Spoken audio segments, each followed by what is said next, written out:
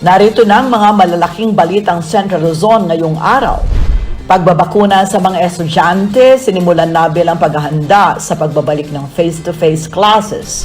17 senior citizens sa Tarlac namatay dahil sa COVID-19. First set ng mga tren para sa PNR Clark Phase 1, inaasahang darating bago ang Pasko. At Pinoy invention na reef bags technology nakakatulong para pangalagaan ang marine ecosystem.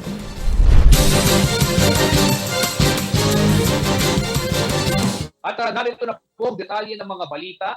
Sinimulan na ang pagbabakuna sa mga mag-aaral bilang paghahanda sa pagbabalik ng face-to-face classes. Dito sa Pampanga, tumanggap ng COVID-19 vaccine ang ilang estudyante ng Our Lady of Fatima University at ng Mabalacat City College sa ginanap na ceremonial vaccination ngayong araw. Positibo naman daw ang mga estudyante sa nasabing kolehiyo at pamantasan na malapit na silang magkita-kitang muli sa loob ng mga silid-aralan. May detalye ng balitang yan, si Rainiel Pawi. Isa lamang ang Our Lady of Fatima University Pampanga campus sa mga piling educational institutions sa bansa na nakakuha ng green light upang magkaroon ng limited face-to-face classes. Pebrero ngayong taon ang aprubahan ng Commission on Higher Education at Local Government Unit ang pagbabalik campus ng ilang medical students ng OLFU. Ang ilang graduating at senior college students tila nabuhayan ng pag-asa na unti-unti nang magbabalik ang pre-pandemic school setup. Aminado silang iba pa rin ang natututunan sa loob mismo ng paaralan kung saan may sapat na mga gamit at laboratorio. We are protected na dahil naka-vaccine na, so possible po na all magiging back to normal na po. Pero with the discipline po and following the proper protocols. I pray para po kahit pa paano yung mga estudyante makabalik na sa school. Importante po talaga yung vaccination kasi lalo na po sa courses namin, kailangan talaga ng face-to-face. So, pag vaccinated po lahat, mas safe po yung mga estudyante. Base sa guidelines na inilabas ng Department of Health, kinakailangan na 20 years old and above at lalagda sa consent letter ang bawat mag-aaral na magbabalik campus. Tanging mga kursong nursing, medical technology at physical therapy ang balik campus sa OLFU. Ang OLFU ang kauna-unahang universidad sa labas ng Metro Manila na nag-apply para sa face-to-face classes. Ito rin ang model school sa gitnang Luzon kung saan kumpleto ang gamit sa disinfection at mayroong designated facilities na ligtas sa virus transmission. Samantala, maging ang ilang mag-aaral ng Mabalacat City College ay nabakunahan na rin. Ayon kay MCC President Michelle Aguilar-Ong, bukod sa 800 ngayong araw, ay mayroon ng 400 estudyante ang nabakunahan noong isang buwan.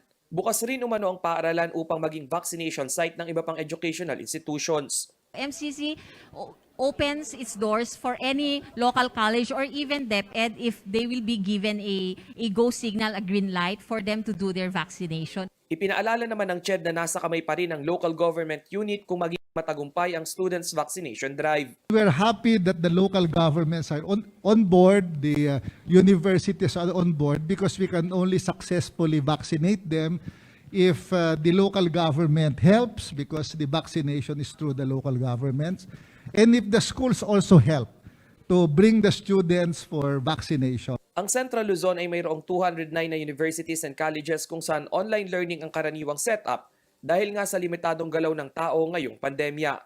Rainiel Pawid, CLTV News.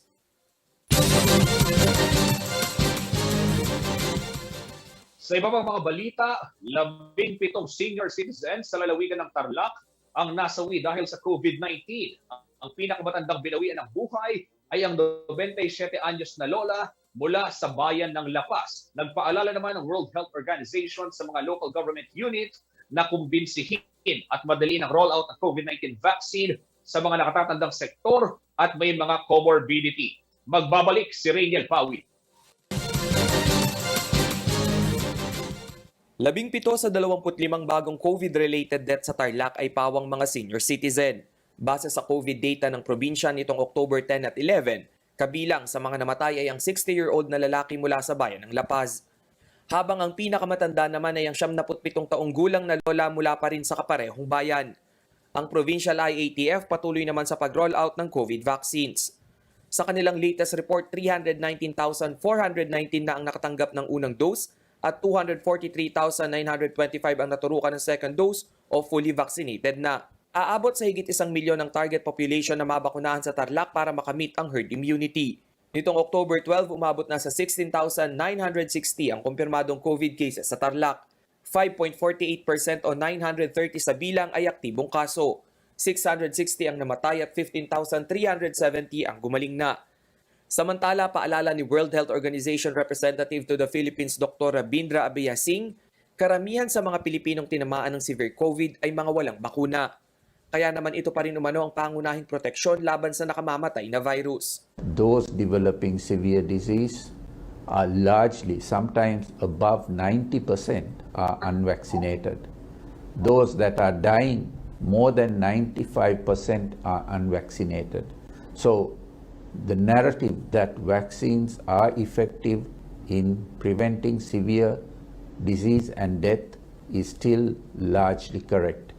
Inatasan na rin ng WHO ang mga lokal na pamahalaan sa buong Pilipinas na kumbinsihin ang mga nakatatandang sektor at mga may comorbidity na tumanggap ng bakuna. Hindi man sa pilitan ng pagpapabakuna, subalit ito lamang umano ang pinakamainam na solusyon sa pandemya. In the local government areas, ensure that your elderly, your comorbid populations are actually vaccinated. Rainiel Pawid, CLTV News. Ginarantiyahan ng Department of the Interior and Local Government o DILG na matatapos na ngayong linggo ang distribusyon ng Enhanced Community Quarantine o ECQ ayuda sa lalawigan yan ng Bataan. Ang nasa 700 million pesos na financial assistance ay bahagi ng pondo sa ilalim ng Bayanihan Law para sa mga lugar sa bansa na apektado ng hard lockdown bunsod ng COVID-19 surge. Narito po ang detalye ng balitang yan.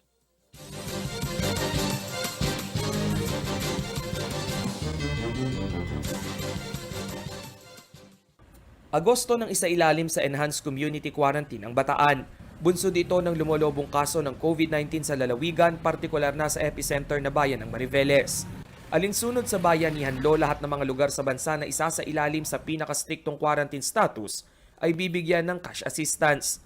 Nasa 700 million pesos na pinansyal na ayuda ang naibaba sa Bataan. Tiniyak naman mismo ni Interior Secretary Eduardo Año na matatapos na ang distribusyon ngayong linggo. Pitong LGUs na po ang nakatapos sa 100% at inaasahan natin na matatapos ang distribution natin sa Bataan sa kasalukuyang linggong ito. 98.6% o 688,533,000 pesos ng pondo sa ECQ ayuda ay na-distribute na sa 688,533 beneficiaries. Kabilang sa mga LGU na nakakumpleto na ng ayuda distribution ay ang Samal, Abukay, Pilar, Orani, Limay, Orion at Mariveles. Ayon sa lokal na pamahalaan ng Mariveles, naging prioridad nila sa pamamahagi ay yung mga natigil sa trabaho at kabilang sa mahihirap na sektor.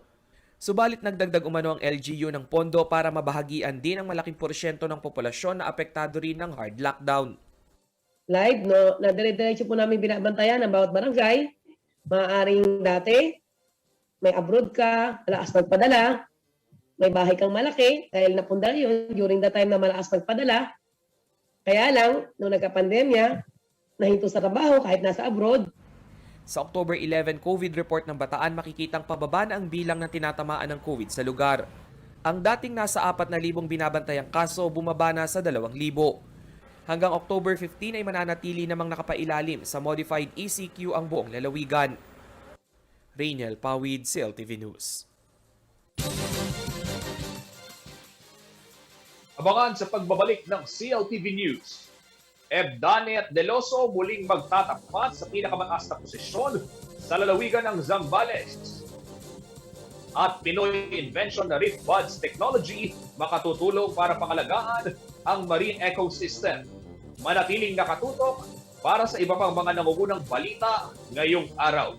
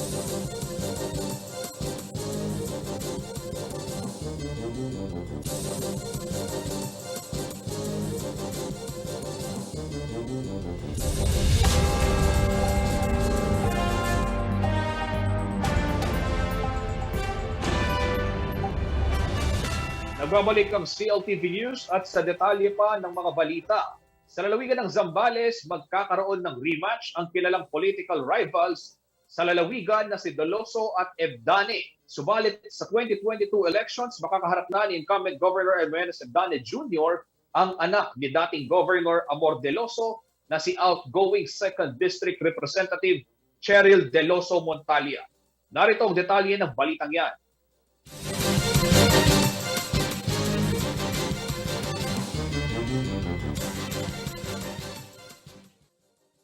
Muling maghaharap sa 2022 elections ang dalawang kilalang political rival sa lalawigan ng Zambales, ang Deloso at Ebdane. Noong October 7 ay naghain na ng kanyang kandidatura si outgoing Zambales 2nd District Congressman Cheryl Deloso Montalia, anak ni dating Governor Amor Deloso na ngayon ay tatakbo bilang kinatawan ng ikalawang distrito. Nanungkulan si Deloso sa pagkagobernador noong 2016 nang matalo niya si incumbent Governor June Ebdane. 2019 elections nang mapigil naman ni Ebdane ang second gubernatorial bid ni Deloso at muling manalo bilang governor ng lalawigan. Subalit sa 2022 elections, ang batang Deloso na ang makaharap ni re-electionist Governor June Ebdane.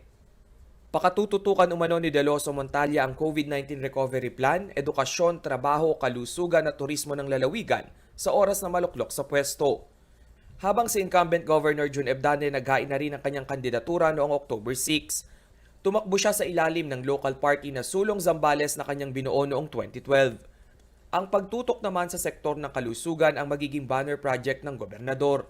Una na ring nanindigan si Ebdane na walang special treatment sa mga papasok sa probinsya. Magpapatuloy umano ang no COVID test, no entry policy sa lalawigan. Ang pamilya Deloso at Ebdane ay higit isang dekada nang nagpapalit-palit sa pinakamatataas na posisyon sa Zambales. Sila rin ang karaniwang sinusuyo ng mga kumakandidato sa national position dahil sa konsepto ng solid vote sa lalawigan. Ang 14 na munisipalidad ng probinsya ay mayroong higit kalahating milyong rehistradong botante. Rainiel Pawid, CLTV News.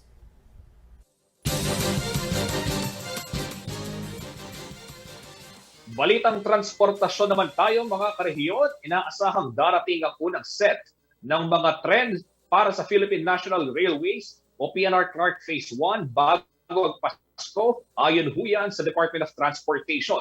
Ang nasabing train set ay ibabiyahe mula sa Yokohama, Japan ngayong Oktubre matapos dumaan sa maraming factory acceptance testing. Sa pamamagitan ng naturang akreditasyon, masusubukan kung matutugunan ang intended purpose at minimum standards ng DOTR ng mga bagong train set. Inaasahan namang 300,000 pasahero araw-araw ang kayang ibiyahe ng naturang railway mula Totoban, Metro Manila hanggang Malolos City, Bulacan. Ang dating higit 1 oras na biyahe magiging 35 minutes na lamang daw, oras na maging operational ang bagong railway system.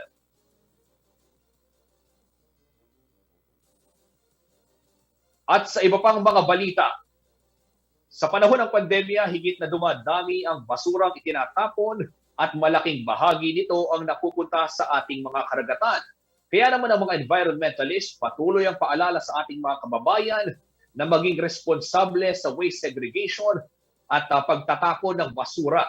Liban dito, puspusan din ang kanilang ginagawa para mapangalagaan ang marine ecosystem gaya na lamang ng paglalagay ng mga reef buds na nagsisilbing tahanan ng mga isda. Kilalanin natin ang Pinoy inventor ng reef buds at ang kanyang krusada para sa kalikasan sa ulat ni Jennifer Salenga. Umabot na sa Central Luzon ang advokasya ng isang inventor upang pangalagaan ang marine ecosystem sa pamagitan ng Reef Buds Technology, isang local beach sa Subic, Zambales na kilala sa kanilang environmental conservation efforts ang nagsimula ng kanilang coral augmentation projects bilang bahagi ng pagprotekta sa marine ecosystem sa lugar. Nakipag-partner ang All Hands Beach Resort sa environmental organization na sangkalikasan upang gamitin ang Reef Buds Technology sa paggawa ng artificial coral reefs. Nasa 58 organic reef buds ang hinulog sa beach area sa lugar. Ang artificial coral reefs ang magsisilbing sanktuaryo ng mga isda. Inaasahan din na mas mapararami nito ang iba pang marine species.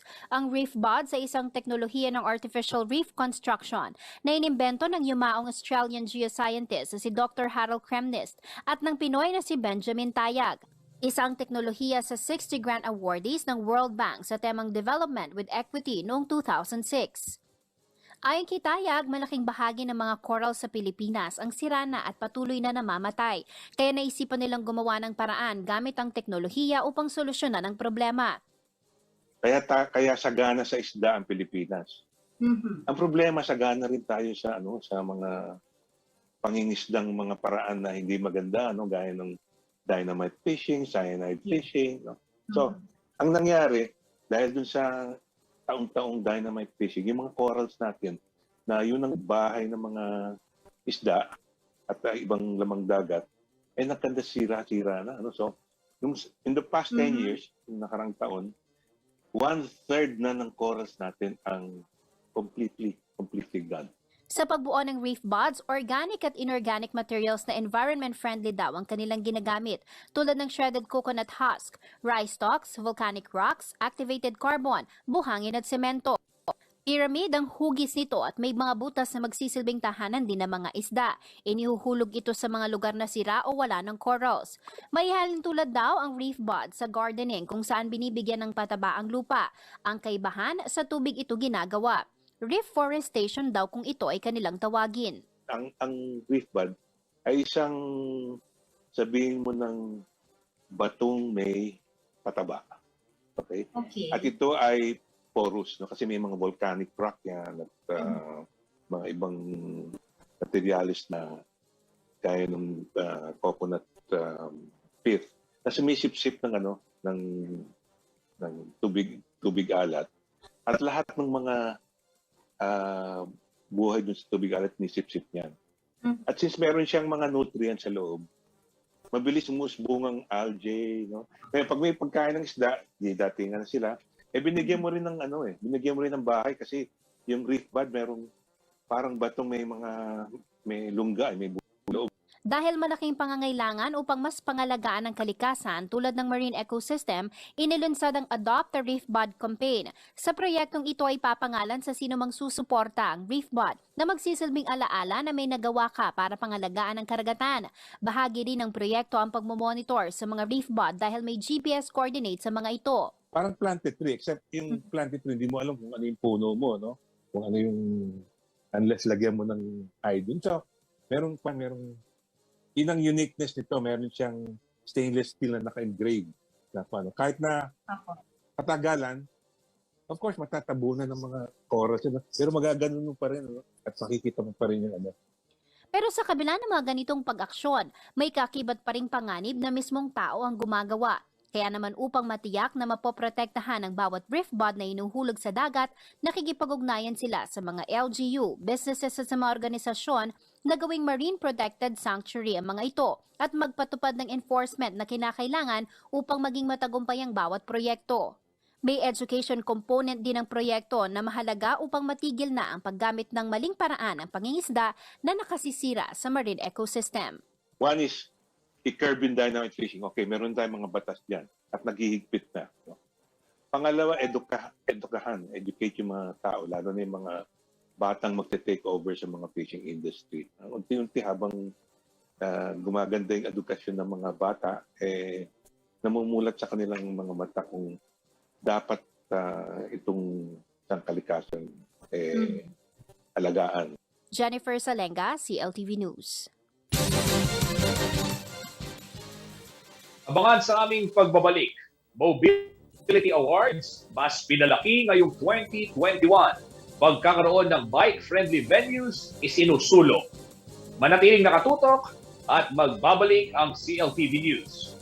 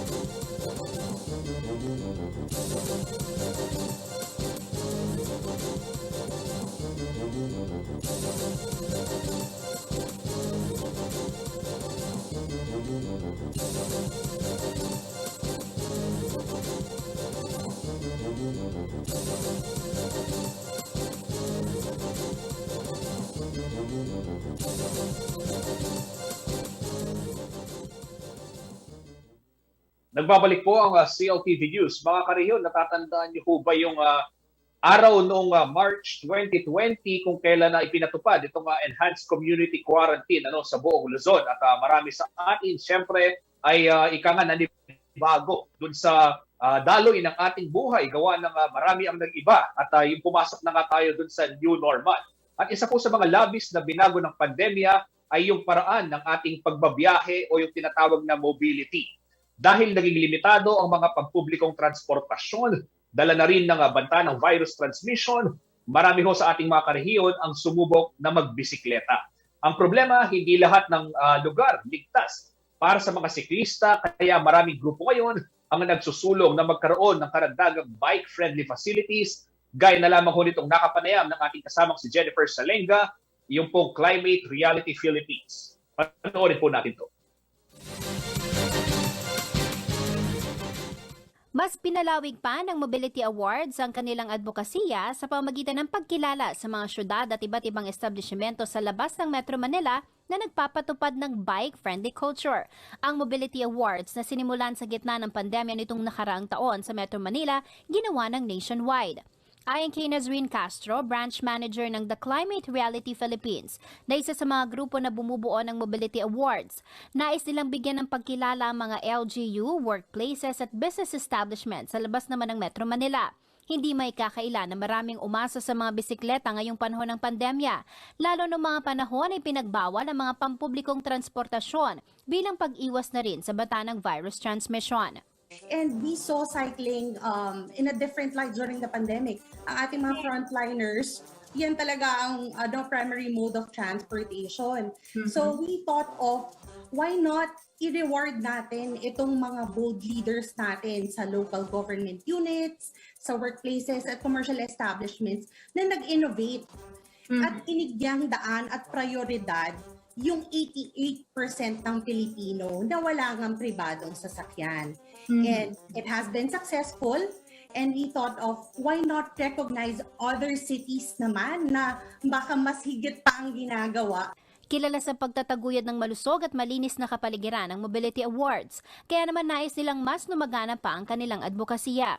Ayon kay Amy Oliveros, Luzon Coordinator ng The Climate Reality Project Philippines, katulad sa revolusyon, kailangan ng pagkakaisa upang makamit ang kalayaan ng mga Pilipino sa polusyong nakasisira sa kalikasan. Context natin, we want to get away, gain independence, sabi nga ni Naz kanina, from fossil fuels, di ba? Dahil nakakasira talaga yan sa ating kapaligiran. And promote natin yung mobility. Para sa lahat, di ba? Priority natin yung mga pedestrians, hindi naman yung mga sasakyan. May 3 kategorya para sa Mobility Awards, kabilang ang bicycle-friendly cities, bicycle-friendly workplaces, at ang bike-friendly establishments. Pwede po kayo mag-nominate ng mga LGs nyo kung nakita nyo na may mga infrastructures po, may mga polisiya na po kayo sa inyong lungsod, kung saan nagpo-promote na po sila ng bike-friendly, bicycle-friendly na policies po at implementation. Syempre, yung pangalawa naman po is bicycle-friendly workplaces. Yan. Para naman po ito sa mga kumpanya, no? Ito po yung mga companies na nagbibigay ng priority, bicycle-friendly policies, implementations para naman po sa mga empleyado nila. And pangatlo naman po is bicycle-friendly establishments. Yan naman po yung mga businesses, no? Nakikita natin yan ngayon. Mga businesses po na talagang nagki-cater ng bicycle-friendly culture, ng implementations and programs. Paglalabanan sa Mobility Awards ang gold, silver at bronze na may kalakip na monetary prize at recognition sign. Bukod sa mga ito, nariyan din ang Katipunan Awards na siyang pinakamataas na parangal. Ibabase ang kriteria sa kalidad ng bike-friendly infrastructure, integration ng mga programa, polisiya at plano para itaguyod ang kaligtasan at kapakanan ng mobility commuters, implementasyon, innovation at inclusivity. Samantala may 2 special awards din na igagawad. Ito ay para sa Padjak Champion at Siklista ng Bayan Special Awards. Para ito sa mga delivery rider, mensahero, mga nagbebenta gamit ang bisikleta na patuloy na nagseserbisyo sa gitna ng pandemya. Sa November 5 ang deadline para sa nominasyon sa bicycle-friendly cities, bicycle-friendly workplaces at ang bike-friendly establishments, habang sa November 7 naman ang deadline para sa nominasyon sa 2 special awards. Sa mga nais mag-nominate, maaaring bumisita sa kanilang website na mobilityawards.ph. Iniinganyo po namin ang aming mga karehiyon. Actually, I'm also from Luzon. So we encourage everyone to nominate your bicycle-friendly cities, workplace, and commercial establishments. Ang mga commercial establishments po, yan mga restaurants natin, yan mga bilihan po natin, para lang po ma-separate natin from workplace at commercial establishment. Ang nomination po ay ongoing, kaya po nominate. Jennifer Salenga, CLTV News. Ayan, napakaganda ho niyan, no, mga karehiyon. Kung kayo ay may alam na lugar na masarap o pagbisikletahan, no, o puntahan ni Paring Zernan, nagpupunta dyan sa mga bike places, gaya ng Clark at yung iba pang mga lugar dito sa Pampanga, i-comment nyo lang ho dito sa comment section para naman sa gayon ay mabisita rin natin yan. Narito naman po ang isang mabilis na sulyap sa mga balita mula sa iba't ibang bahagi ng rehiyon. Hatid sa atin ni Angelica Cara sa CLTV News Express.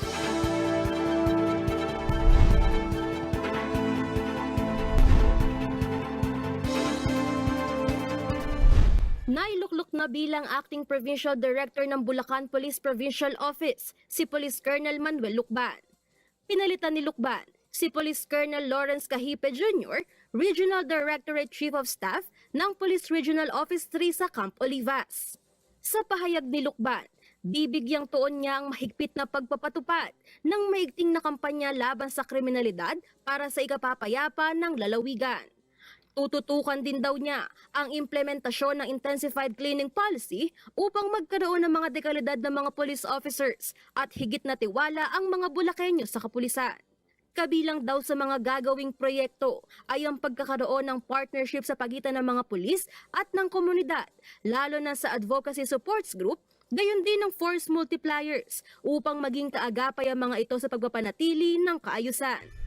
Samantala, malapit nang makumpleto ang konstruksyon ng National Academy of Sports o NAS Phase 1 sa New Clark City, Capas, Tarlac. Aabot sa 557.8 million pesos ang pondong inilaan para sa naturang proyekto. Kabilang sa mga pasilidad ng National Academy of Sports, ang academics and administrative buildings at isang multipurpose gym na magagamit ng mga atleta bilang kanilang training ground. Noong Hunyo 2020, pinirmahan ni Pangulong Rodrigo Duterte ang Republic Act 11470 o ang batas na naglalayong makapagpatayo ng NAS na magsisilbing educational facility para sa mga estudyanteng atleta. Sa ilalim ng batas na ito, inatasan ng NAS na magkaroon ng isang secondary education program na may special program curriculum sa sports upang matulungan ang mga kabataang Pilipinong atleta na mahasa ang kanilang mga kakayahan. Sa iba pang balita, nag-abot ng tulong donasyon ang Regional Coordinating and Monitoring Board for Senior Citizens o RCMB sa Bahay Pag-ibig bilang bahagi ng kanilang annual outreach program na #Project Hatid Malasakit. Bahagi na rin ang nasabing donation drive ng pagdiriwang ng Elderly Filipino Week na kung saan nagbigay ng pagkain at iba pang non-food items ang mga ahensyang miyembro ng RCMB. Ayon kay Marion Makatantan, social worker sa Bahay Pag-ibig, ang mga natanggap na donasyon ay makatutulong upang punan ang pangangailangan ng 47 senior citizen na namamalagi sa pasilidad. Samantala, umaasa rin ng RCMB na mas makalikom pa ng maraming donasyon para sa mga nakatatanda. Pinaalalahanan ng Office of Civil Defense o OCD Region 3 ang mga lokal na pamahalaan na patuloy na magbantay sa posibleng epekto ng pag-ulan. Ayon kay OCD Assistant Regional Director Shelby Ruiz, bagamat hindi direktang tinamaan ng bagyong Maring ang rehiyon, ay huwag magpakampante at dapat pa ring bigyang pansin ang maaaring maging epekto ng masamang lagay ng panahon. Kabilang umano dito ang banta ng pagguho ng lupa at pagbaha na sinamahan pa ng high tide at localized thunderstorms. Sa ngayon, nasa 9 na lugar sa gitnang Luzon ang nakararanas ng pagbaha, bunsod ng pag-ulan dala ng bagyong Maring. Base yan sa tala ng Regional Disaster Risk Reduction and Management Council o RDRRMC. Patuloy pa rin namang nadadaanan ng mga tulay at daan sa rehiyon. Dagdag pa ni Ruiz, sapat ang mga nakahandang pagkain, gamot, hygiene kit at sleeping kit kung sakali mang kakailanganin. Gayon din ang kahandaan ng mga re-responde. Angelica Cara, CLTV News. Abangan sa aming pagbabalik, alamin natin ang magiging lagay ng panahon bukas mula sa Pag-asa Clark. Manatiling nakatutok at magbabalik ang CLTV News.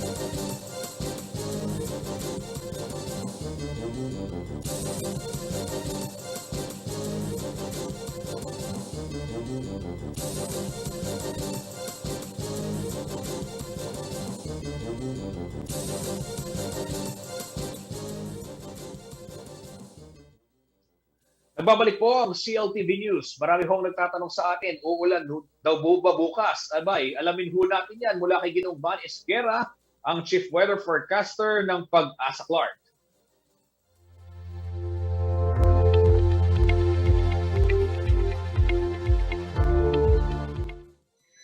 Magandang gabi po. Narito po ang magiging taya ng panahon sa susunod na 24 oras. Southwest monsoon o habagat pa rin po nakaka-apekto sa buong Luzon. Kasama na po dito ang western section ng Visayas. Si severe tropical storm Maring po ay lubusan na pong lumayo ng ating bansa, pero iniwan naman po niya sa atin itong hanging habagat. Kaya po ang Palawan at Occidental Mindoro, sila po yung nakakaranas po ng mga monsoon rains na dulot niya po ng habagat. At ang Metro Manila po at nalalabing bahagi ng Luzon, kasama na po ang Western Visayas, ay magiging maulap ang papawiri na may inaasahan naman din po tayo mga kalat-kalat ng mga pagulan. Dulot din po ito ng hanging habagat. Ang natitirang bahagi po ng bansa, localized thunderstorm lamang po ang mararanasan. So pinag-iingat pa rin po natin ating mga kababayan dahil mabugso-bugso po kuminsan yung mga pagulan na may kasama rin po kuminsan yung malakas na hangin. Dulot lamang po ito ng habagat. So pinag-iingat po lahat. Magandang gabi po.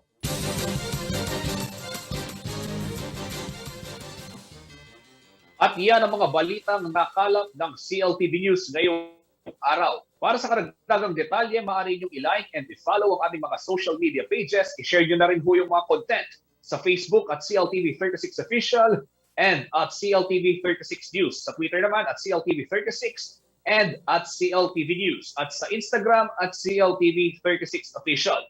Kung nais ninyong balikan ang mga programa ng CLTV, pwede ninyong bisitahin ang aming YouTube channel at CLTV36 Official at maging ang aming website www.cltv36.tv. Mapapanood din nationwide ang mga programa ng CLTV via Signal Channel 115 at sa ating 39 cable partners dito yan sa Central Luzon. Sa ngalan po ng aking kasamang si Binibining Sonia P. Soto at ang buong puwersa ng CLTV News and Current Affairs, ako si Justin Dizon. Karehyon, maraming salamat po. 73 days na lamang at Pasko na.